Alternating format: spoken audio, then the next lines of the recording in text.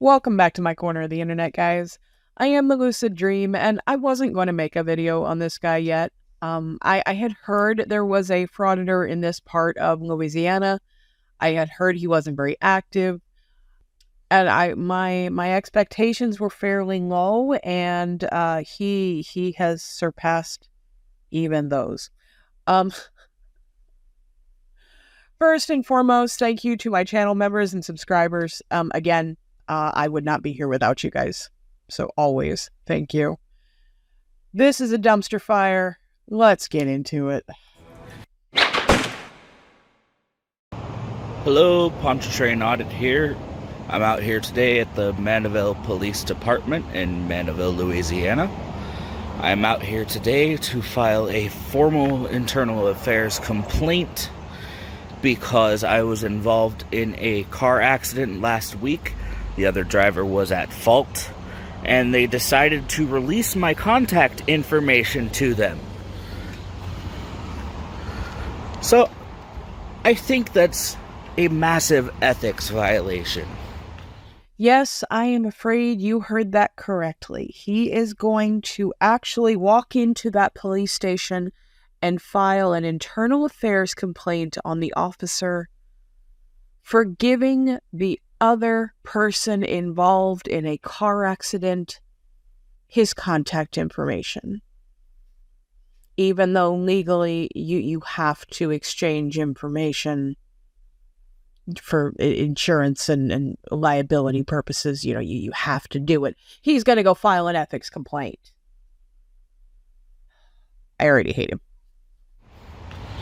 If this were a serious crime, would you release the contact information of the victim so that they can be re-victimized? No. What do you think he's going to do? Do you think the guy is going to pick up his phone, call you, and say, "Hey, where you at? I need to come hit you with my car again"?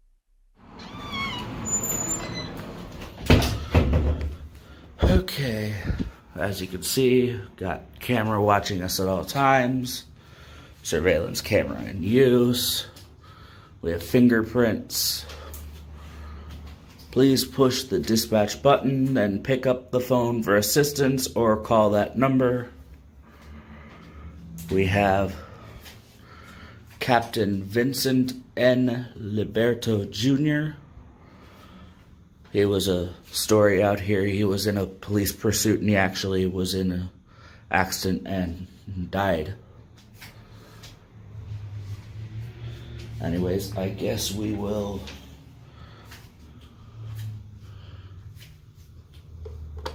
push the dispatch button.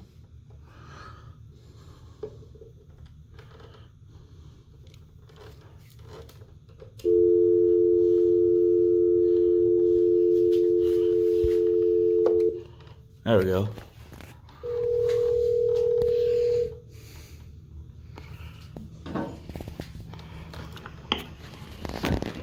Mandeville Police, how may I help you?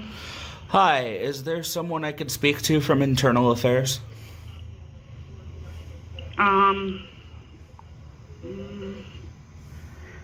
Yeah, just have a seat. Okay, thank you.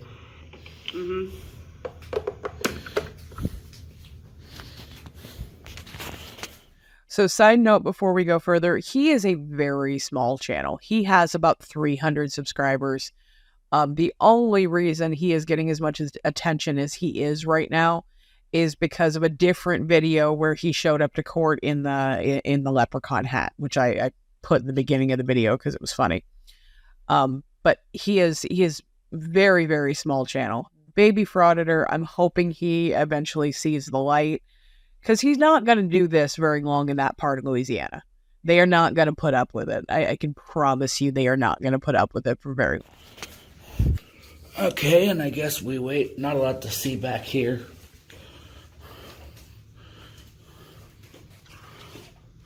For security reasons, only police officers and authorized visitors allowed beyond that point. So,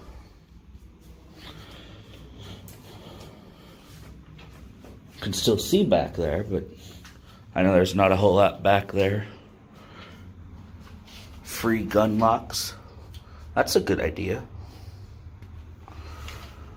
personal safety, child passenger safety, information about car seats.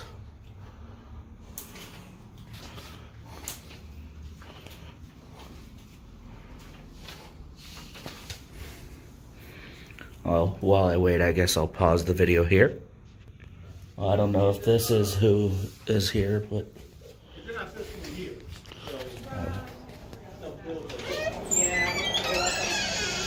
Hello. How you doing? Doing well.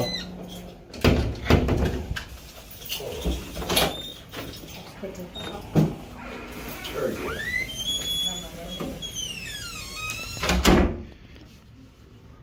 Well, I guess they were not here to see me. That one said assistant chief, though, so I know he's in. Sure, he could have handled it. He probably didn't know. I guess we repause the video and wait for somebody to come back out. Okay. I have to give him brownie points for the fact he paused the video and he didn't just sit and let it run. Like, we have seen many, many other frauditors that will just 45 minutes of them doing nothing but filling out FOIA forms. I am going to give him a gold star for that one. I'm here. I'm trying to talk to someone from Internal Affairs. Okay, well, I can talk to you. You want to come in the back? Sure. All right. And are you being helped? We just need to pay for a new court date. Pay for what? A new court date? You need a new court date? All right, let me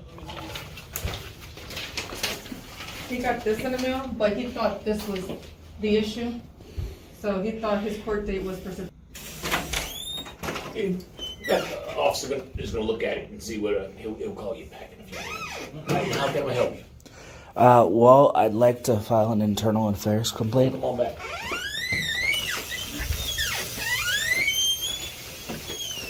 And what is the issue? I was the victim in a hit-and-run car accident. Okay. And my information, my personal information, including my cell phone number, that I use for personal use, was given to the other party. Okay. Which, that's why you guys exist, to go between. And, you know, that's a major ethics violation. I know they're humoring him, but I just want to reach through the screen and like smack him and say, this is not how that works. How can you expect a policeman that is going to be the middleman for every single fender bender? That is not a thing. The insurance company has to be able to get a hold of you to be able to reimburse you. They're not going to make out a check to John Doe for the damage to your car. Let me have a seat.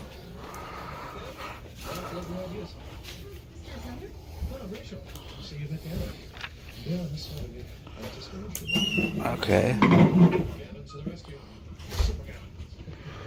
Proclamation. That's great. So now, Superganon, when I come back, where do you plan on flying up to? Have a I guess we're going to sit down, and so we don't get any copyrighted audio from the television next to me, I will pause. I'm waiting on someone from Internal Affairs. Okay. So You have a pen? I don't. I'll get you one.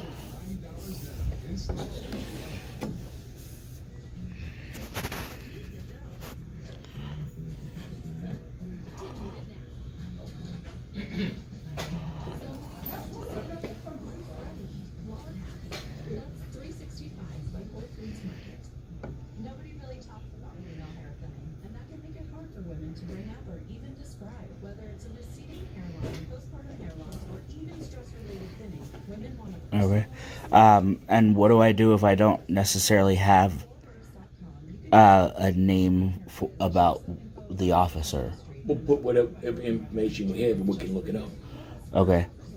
Because I mean, I have the incident here, the report, Okay. but so I don't know who necessarily is the investigating officer. But We'll be able to look it up. okay. with a source of comfort for everyone. Save up to You know, it's one of those things like, you know, it was a hit and run accident. Like, I can only imagine if this were a more serious crime, you know, for example, just a hypothetical scenario, obviously a victim of a... Are you recording me? I am recording, yes. Well, I'd rather not be recorded in my place of work. Okay, well, citizens have the right to record police in the course of their duty. In public, that's correct. Okay. But we're inside Mandeville Police Complex. Okay. Well, I was recording in the lobby and I brought it in. I was recording from there. Well, you can be recording outside. I don't mind that. But we also have people coming through here, and you have no right to record inside of our building. I can record in the lobby, that's for sure. Why don't you come outside to the lobby? Okay. He didn't give him much pushback. I'm kind of impressed. Again, baby frauditor. He hasn't grown his horns yet, but maybe it means there's hope.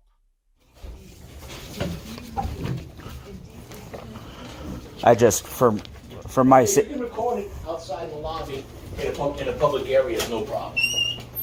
But I would rather not be recorded and other people inside our building, where you have other people inside and there's a private area. I understand. I also for my sake, I know it takes a lot more. Just have a seat out in the lobby, and if you could fill out the paperwork, we'll take care.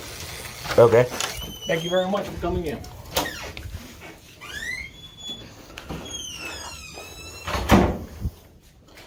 I mean, okay. I wasn't being secretive about this at all.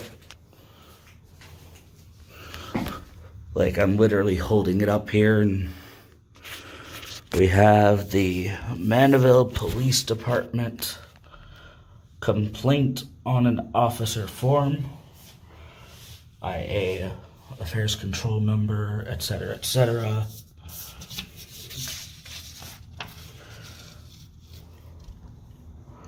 Going to fill this out, pause the video while I do.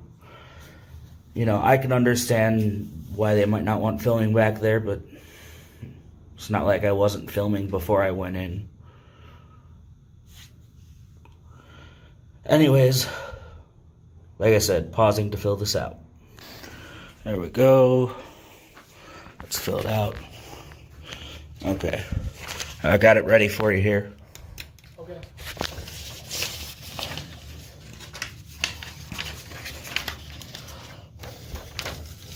Thank you very much. Have a nice day. And I believe that's your pen.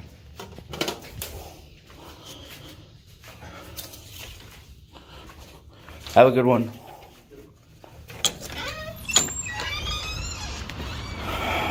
All right. Getting out of there. You know, I can understand why they don't want us filming back where the public isn't normally allowed, but it said authorized visitors, and he let me back there. Miyaza looked like the name on his shirt. I mean, I got, you know, obviously I complied when he wanted me to not film back there. You know, he told me to go up front, so I went up front. Sounded like he was going to try and make us not be able to record even in the lobby, because he said in the entire complex. Yeah, I don't think he was going to tell you couldn't record in the lobby. You're also talking about a complex the size of a Waffle House, so I don't know where else you want to record. Which, I'm glad he didn't try and go that far. You know, thankfully he seemed to know, and we're going to be getting out of here without issue.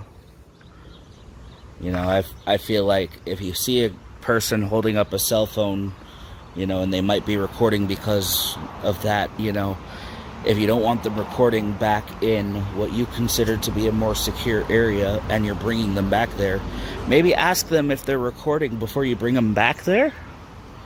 Like, it's no secret I was recording. Obviously, the video will show that.